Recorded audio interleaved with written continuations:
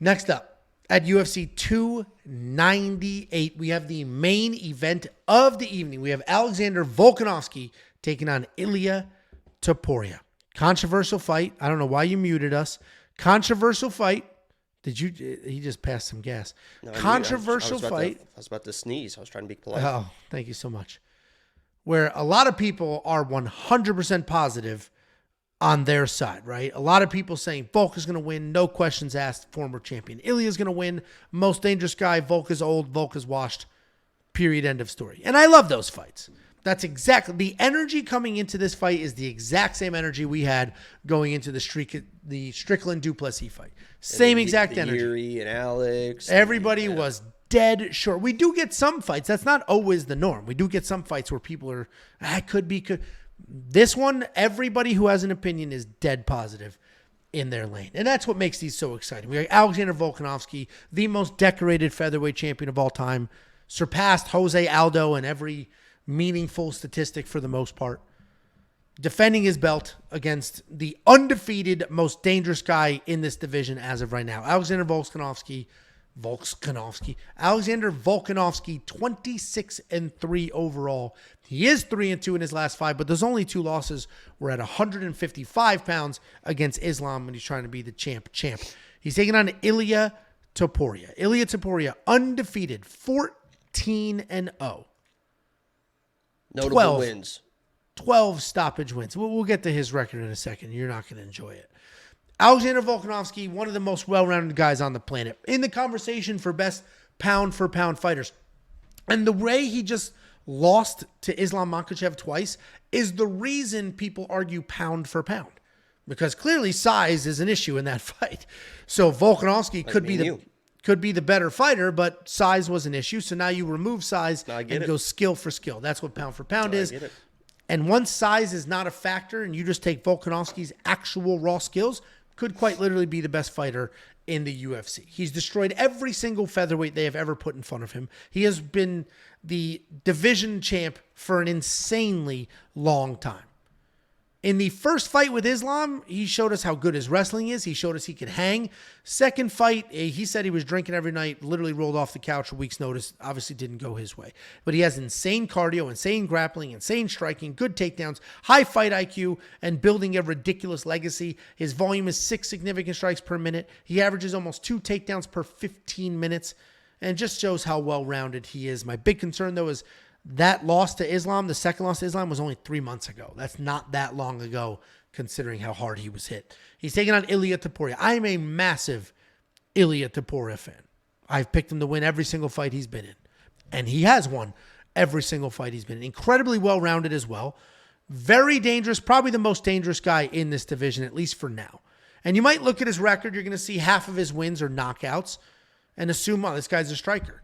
But he's not just a striker. He's a very, very good wrestler as well. He averages more than 2 takedowns per fight. And what's so impressive is he doesn't have a game plan. He just goes out there. Wherever the fight goes, he goes. He's coming off of the beating, the absolute beating over Josh Emmett. I'm going to read off a couple of stats here because there's a lot of statistics floating around all around Alexander Volkanovski and just trying to minimize what he could potentially do at this age.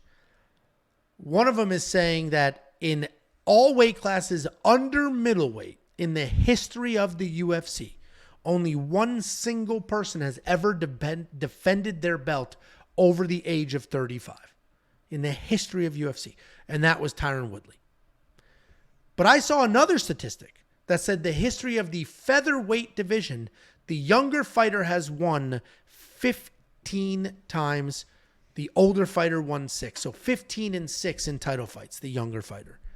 And of those 6 wins by the old man, 5 of them were Alexander Volkanovski. So he's sort of been defying those odds for a while. So let's say we don't think age matters. Because he hasn't really shown us that age is a thing. He hasn't slowed down. Where did we see him in a fight where he looked a little slow? We haven't seen any of that. These are just stats people are throwing at the wall. Obviously, he was knocked out by Islam, but that was short notice, and he didn't look slow. Do you throw your spaghetti against the wall? To know if it's done? No, I just eat it. And then I'll know if it's done or not. Now, if we go look at Ilia Topuria, we know how insanely dangerous this guy is. But let's go through his record. His first 2 UFC opponents have losing UFC records. Losing records. Not good UFC fighters. I don't even know if they're on the roster anymore. Yeah, be careful. Then he beat an insanely one-dimensional grappler in Ryan Hall. Destroyed him. Then he was dropped by Jai Herbert. Dropped. Almost put out. Yes, up in weight, but dropped. Just like Alexander was dropped. Up in weight. Then he beat another very one-dimensional grappler in Bryce Mitchell. And then he just beat a 40-year-old man who is knockout or bust. And I'm not saying this to minimize Ilia's record, even though that's exactly what I just did, because Ilia did do everything he was supposed to do. They gave him these people, and he beat the absolute shit out of them. None of those fights were close. Beat the shit out of every single one of those people.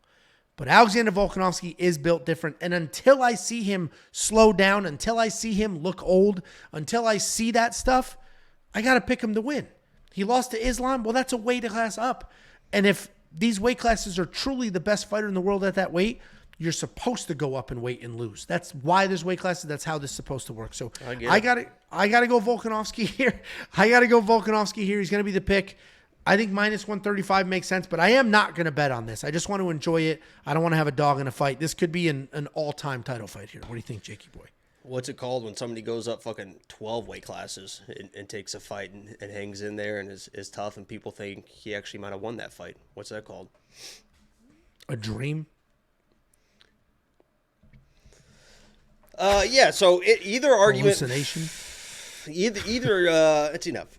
Either argument here, I completely understand, right? You mentioned it. People are so sure one way or the other. Volk, he's a dominant champion. He hasn't missed a step. I mean, 6, 7, 8 months ago, he was just destroying Yair Rodriguez, right? And then he fights Islam a couple times, and it is what it is. He gets knocked out up in weight. He says he was drinking, but he is at 145 basically fucking unbeatable. Nobody has really even come close to beating him. I mean, obviously in moments, they've with the Brian Ortega and stuff like that, but you see what Volkanovski does to competition. So people are saying Volkanovski is going to destroy this guy. Another hype train coming in. This is the champ. This is the guy. I mean, nobody beats him. I get that argument.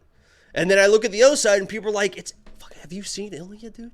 The way not only is he's an underrated wrestler, an underrated grappler, but his boxing, the speed at which he throws, the power that he possesses at 145, the lights at power, the in-your-face style. He didn't even really get tired versus Josh Emmett, so he's got 5-round cardio. This is the new guy. This is the changing of the guard. Ilia is going to come in and smoke Volkanovski, the old guy who doesn't have any more come off.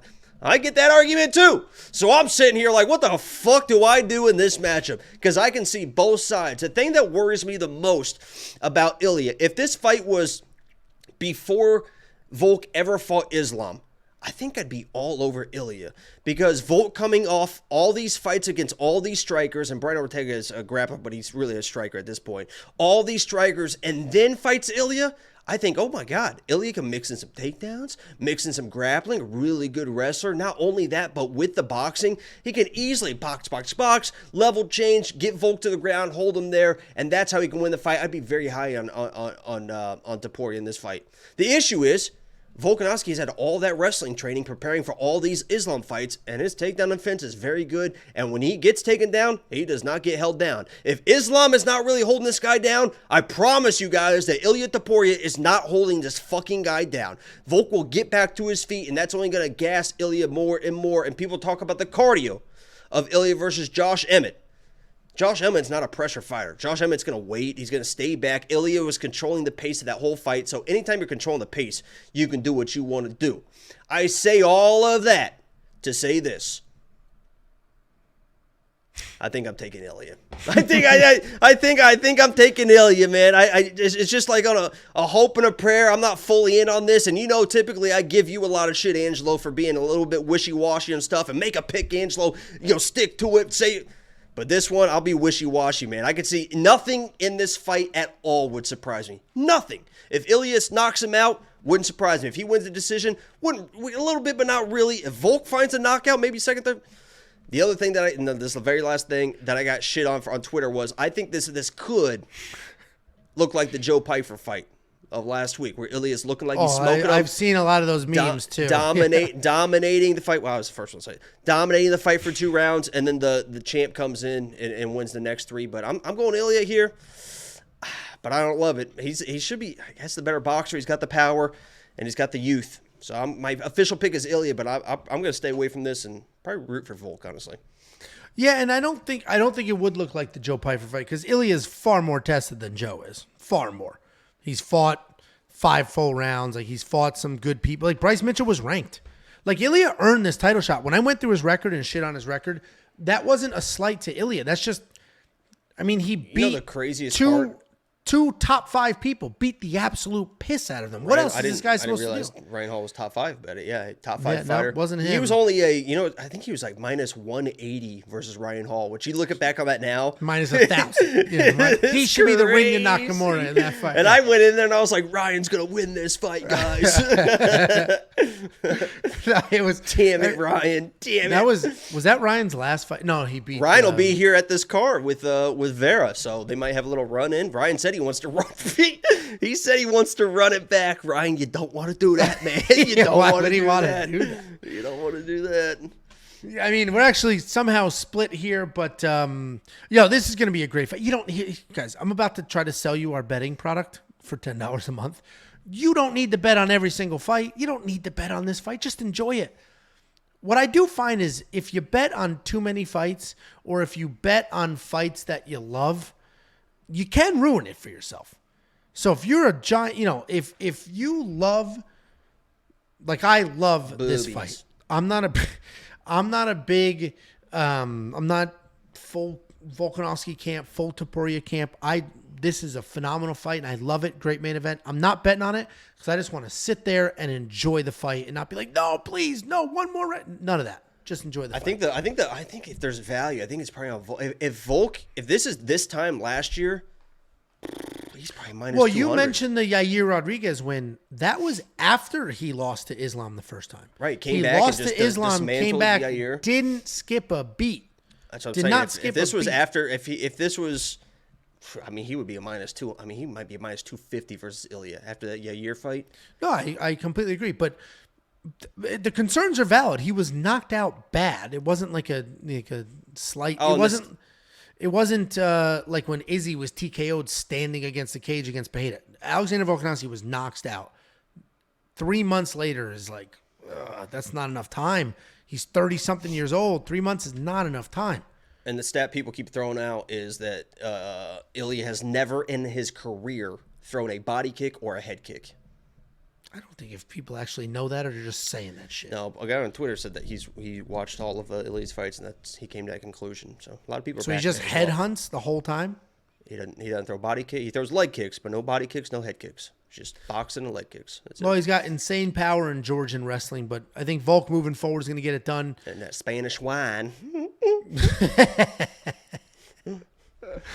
Anyway, $8,200 in DraftKings, $8,000 in DraftKings. Whoever wins this fight's going to score really well, so pick your side and pick that side wisely. We also ask that you become a premium member. Just go to WeWantPicks.com, click Become a Member at the top. It's only $10 a month.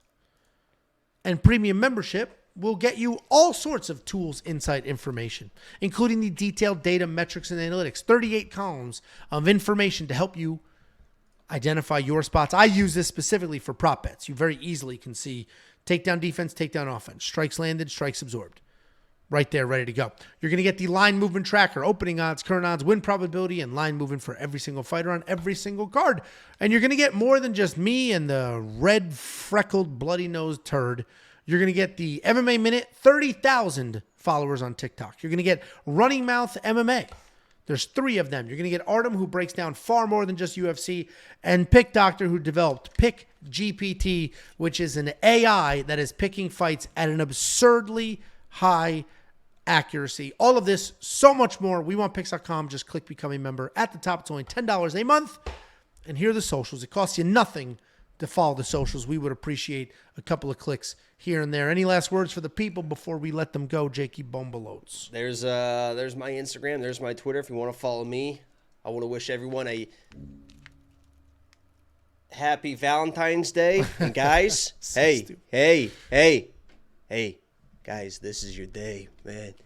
This is a special day. You got to make sure you do something good for your girl, man. If you're not going to give her something, you got to fucking really put it to her. I mean, I'm talking about let's focus up. Let's get morning. Let's get some calisthenics in the morning. Get the blood pumping, the blood pumping. Clear the pipes 2, 3, or 4 times. Get ready for the night and really lock in, guys. It's an important day. They're going to remember if you're not putting it fucking down, man. You got to really, I hope you've been practicing. You got to really edge that shit. Get ready. Is there a special salamander lady that you'll be with tomorrow, Jake?